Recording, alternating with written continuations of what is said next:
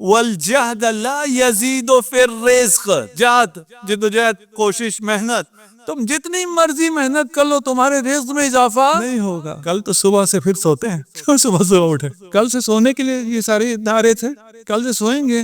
اگر یہ باتیں سمجھ میں آئیں تو رات بھی نہیں سوئیں گے۔ ایسا نہیں ہے اگر کسی کے ذہن میں یہ آ رہا اچھا اگر ایسا ہے تو پھر ہم سوتے ہیں، نہیں بھائی، یہ عام بیچارہ انسان جو انسانیت کے مقام پر بھی نہیں ہے، یہ حیوان ہے جو پیٹ کے لیے اٹھتا ہے، پیٹ کے لیے چلتا ہے، پیٹ کے لیے سوچتا ہے، پیٹ کے لیے حرکت کرتا ہے۔ اس میں اور حیوان میں کیا فرق ہے؟ فرق دو چیزوں میں فرق ہوگا، کسی چیز کی ہوگا نا۔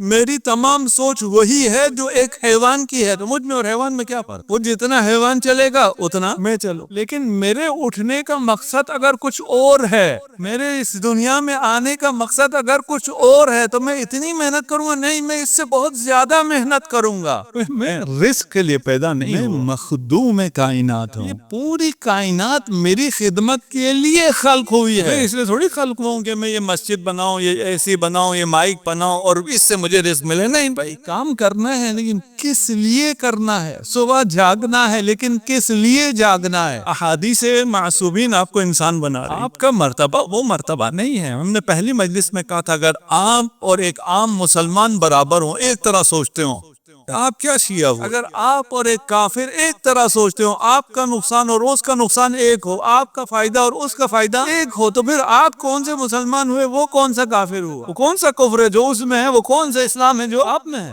سوچنے کا انداز اکثر مختلف ہونا چاہیے۔ صبح میں الگ مقصد سے اٹھوں گا، وہ الگ مقصد سے، وہ ایک حیوانی جذبے کے تحت اٹھے گا، میں ایک انسانی جذبے کے تحت اٹھوں گا۔ کان امیر المؤمنین علیہ الصلوۃ والسلام یقول، اس کا مطلب یہ ہے کہ امام علی علیہ الصلوۃ والسلام اکثر یہ فرمایا کرتے تھے، ایک دفعہ دو دفعہ نہیں کہا، اکثر اس بات کو فرمایا کرتے تھے۔ اکثر کیوں کہتے تھے؟ ہم جیسے لوگ تھے سمجھ میں نہیں آتا تھا۔ اعلموا ان عبدا وان ضعفت حیلتہ، جان لو کہ اگر کوئی بندہ ہو اور اس کا پاس کوئی چارہ نہ ہو، جسے آپ بے چارہ کہتے ہیں، وہنت مکیدۃ بو، اس کے پاس چالاکی بھی نہ ہو۔ ہمیں والد صاحب بہت زیادہ بچپنے سے یہ درس دیتے تھے، بھائی چالاکی سے نہیں بنتا۔ اور پھر ابھی ہم آپ کو مثالیں میں نہیں دے سکتا، وہ سمجھاتے بھی تھے، یہ دیکھو ادھر اس نے یہ چالاکی کی، اسے کیا ملا؟ اچھا، جس نے چالاکی کی ہوتی ہے اس وقت اسے ملا ہوتا ہے، لیکن آپ تھوڑی سی بڑی تصویر دیکھیں تو پتہ چل جاتا ہے کچھ نہیں ملا اسے، اس نے تو جو کچھ تھا وہ بھی کھو دیا ہے۔ تھوڑی سی بڑی تصویر دیکھنی ہوتی ہے، ہم بچپن سے وہ دکھاتے تھے یہ تصویر، جو وقتی طور پہ فلاں نے چالاکی سے بڑی کامیابی حاصل کی، تھوڑی سی بڑی تصویر دیکھیں تو اس پہ ترس آتا۔ چالاکی سے کچھ نہیں ہوتا۔ انہو لن ینقص مما قدر اللہ لہ، اللہ نے جو اس کے مقدر میں لکھا ہے، جتنا رزق لکھا ہے، اس کے کمزور ہونے کی وجہ سے، اس میں چالاکی نہ ہونے کی وجہ سے اس کا وہ نصیب کم نہیں ہوتا۔ ان قوی عبد فی شدت الحیلہ، اگر کوئی بہت زیادہ چالاک ہے، بہت زیادہ ہوشیار ہے، بہت زیادہ محنت کرتا ہے، لن یزداد علی ما قدر اللہ لہ، زیادہ نہیں ہوگا، آپ کی محنت سے رزق زیادہ نہیں ہوتا۔ اب یہ ساری حدیثیں جو ایک ساتھ جمع نہ کر سک رہا اپنی ذہن میں، وہ پھر بھی اس کو کہیں نہ کہیں پریشانی ہوگی۔ مجھے آتی ہے اس میں ابھی کون کون سے سوال، خیال ہے ان میں سے سوالوں کے جوابات ہوتے جا رہے ہیں، آپ کے ذہن میں بھی جو ہیں ان کے جوابات کلیئر ہوتے جائیں گے، دو راتیں اور آپ کو زحمت کرنی، اس میں بھی رہ جائیں گی کچھ نہ کچھ چیزیں۔ ایک برادر یہاں کہہ رہے تھے کہ مولانا اس ٹاپک پہ آپ پوڈ کاسٹ کریں، اس میں سامنے بیٹھا ہوا ہوتا ہے، ابھی ہمارے تو ذہن میں سوال ہوتے ہیں، ہم تو نہیں کر سکتے، کوئی سوال کرنے والا آ جائے، ہم جواب دینے کے لیے تیار بیٹھے۔ المنیۃ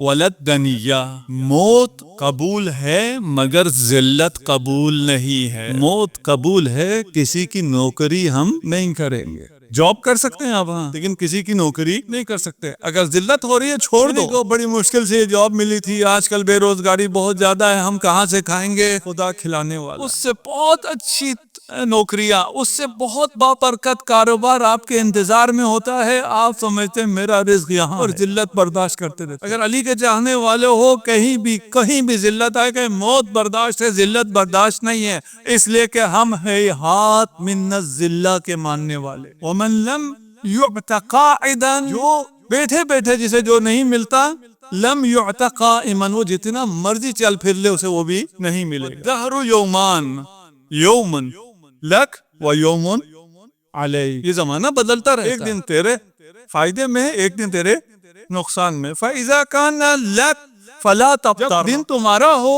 تو غرور نہ کرنا. وَإِذَا كَانَ عَلَيْكَ فَاصْبِرْ، جب تمہارے خلاف ہو دن تو صبر کر. بہت ہیں حدیث میں، ان میں باتیں ایسی تھیں کہ میں ان کو پیش کرنا چاہتا تھا لیکن وقت آ گیا. اسی مقابل میں کچھ حدیثیں ایسی ہیں جو کہتے ہیں کہ رزق میں اضافہ ہوتا ہے. ابھی تک ہم نے یہ کہا تھا نا رزق میں اضافہ نہیں ہوتا. یہ تمام حدیث آپ کو یہ یقین دلانا چاہ رہی تھی رزق میں اضافہ نہیں ہوتا. کچھ بھی کر لو رزق میں اضافہ نہیں ہوتا. محنت کرو رزق میں اضافہ نہیں ہوتا. چالاکی کرو رزق میں اضافہ نہیں ہوتا. کرپشن کرو رزق میں اضافہ نہیں ہوتا. چوری کرو رزق میں اضافہ نہیں ہوتا. جو رزق لکھا ہے وہی ملنا. آپ کی محنت سے کچھ ہونے والا نہیں ہے. اس کا مطلب یہ نہیں ہے کہ محنت نہیں کرنا، یہ میں کلیئر کر چکا. آپ کی محنت سے رزق میں اضافہ نہیں ہونا. اب حدیث کیا ہے؟ وصلۃ الرحم تزید فی الرزق، صلہ رحم کرو رزق میں اضافہ ہو جائے گا. صلہ رحم میں ظاہر یہ کہ رزق میں کمی آ جاتی ہے. میں نے اپنے رشتہ داروں کو کھلانا ہے، میں نے انہیں گفٹ دینا ہے، ان کے پاس آنا جانا ہے. وہ اگر کسی مشکل میں آئے، صلہ رحم کا اصل مطلب یہ ہے، صرف یہ نہیں کہ آپ ان کے پاس جائیں اور کھا کے آ جائیں. ماموں کے ہاں بریانی اچھی بنتی ہے، خالہ کے ہاں دال اچھی بنتی ہے، فلاں کے ہاں حلیم اچھی بنتی ہے، میں صلہ رحم کرتا ہوں، جا کے کھا کے آ جاتا ہوں. صلہ رحم نہیں ہے، البتہ آنا جانا چاہیے. پھر صلہ رحم کیا ہے؟ اگر آپ کا رشتہ دار کبھی بھی کسی بھی مشکل میں آئے، جو پہلا نام اس کے ذہن میں آئے وہ آپ ہو. وہ بلا جھجک آپ کو کال کر سکتا ہو، آپ کو کہہ سکتا ہو میں فلاں مشکل میں آ گیا ہوں. یہ صلہ رحم ہے. یہ صلہ رحم آپ کے مال میں اضافہ کرتا ہے، آپ کے رزق میں اضافہ کرتا ہے. اور کیا چیزیں رزق میں اضافہ کرتے ہیں؟ بہت سی احادیث ہیں جو رزق میں اضافہ کرتی ہیں. قال اشتر کان غالیا، خریدو اگر سے مہنگا ہی کیوں نہ ہو، خریدو گے تو رزق میں اضافہ ہوگا. یہ تو بالکل الٹا بتایا جا رہا ہے. ہم کہتے ہیں بچت کرو رزق میں اضافہ ہوگا، یہاں کہہ رہے خریدو رزق میں اضافہ ہوگا. آپ کے اطراف میں جتنے ایسے لوگ ہوں جو آپ کو خریدنے پہ مجبور کرتے ہیں، وہ آپ کے رزق کو کم نہیں کر رہے، آپ کے رزق میں اضافہ کر رہے ہیں. سبحان اللہ کا ان کی وائف سن رہی ہیں، گھر والے سن رہے ہیں. وہ جتنا فرمائش کرتے ہیں، آپ تو خرچ کرنے والے نہیں ہیں، آپ تو بچوں کی وجہ سے خرچ کرنے سے آپ کے رزق میں کمی نہیں ہوتی، خرچ کرنے سے آپ کے رزق میں اضافہ ہوتا ہے. رزق دینے والا کون ہے؟ اللہ. کب آپ کو دیتا ہے؟ کتنا آپ کے نصیب میں لکھتا ہے، جتنا آپ کا خرچ ہو. رزق میں اضافے کے لیے ایک اور چیز، رزق اس نے دینا ہے جس کے خزانے میں کسی چیز کی کمی نہیں ہے، دینے سے کم بھی نہیں ہوتا ہے. کیا چیز دیکھ کے دیتا ہے؟ یہ کتنا خرچ کر رہا ہے، اس کے دسترخوان پہ کتنے کھانے والے ہیں، وہ اتنا رزق دیتا ہے. اگر رزق میں تنگی آئے تو دسترخوان وسیع کرتا. یہ جو آپ کو دنیا چیزیں بتا رہی، یہ سارا اس کے بالکل الٹا ہے. آپ نے جو بھی اگر میتھ پڑھی، اکنامکس پڑھی ہے، یہ سب اس کے بالکل الٹا ہے. کیونکہ اس اکنامکس میں رازق نہیں ہے. آپ کی اکنامکس میں بغیر رازق کے ہو تو آپ کیسے مسلمان ہیں؟ آپ کے اس میں رازق وہ ہے، جتنا خرچ ہوگا اتنا وہ دے گا. خرچ کیسے زیادہ ہوگا؟ جتنی زیادہ اولاد ہوگی خرچ اتنا زیادہ ہوگا، جتنا خرچ زیادہ ہوگا وہ اتنا زیادہ عطا کرے گا. الخلق عیال اللہ. جو آپ کے گھر میں ایک بچہ آتا ہے، خدا کہتا ہے یہ مجھ پر ڈیپینڈنٹ ہے، میرا ڈیپینڈنٹ ہے، تیرا نہیں. میں نے اسے پیدا کیا ہے، اگر میں نے اسے پیٹ دیا ہے تو میں اسے رزق بھی دوں گا. اگر خدا نے آپ کو پیاس دی ہے، یہ اس بات کی علامت ہے کہ خدا نے پانی بھی خلق کیا ہے. نہیں ہو سکتا خدا نے پانی خلق نہ کیا ہوتا اور آپ کے لیے پیاس خلق کر دیا. خود اس بات کی دلیل ہے. آپ کو رزق میں اضافے کے، ابھی یہ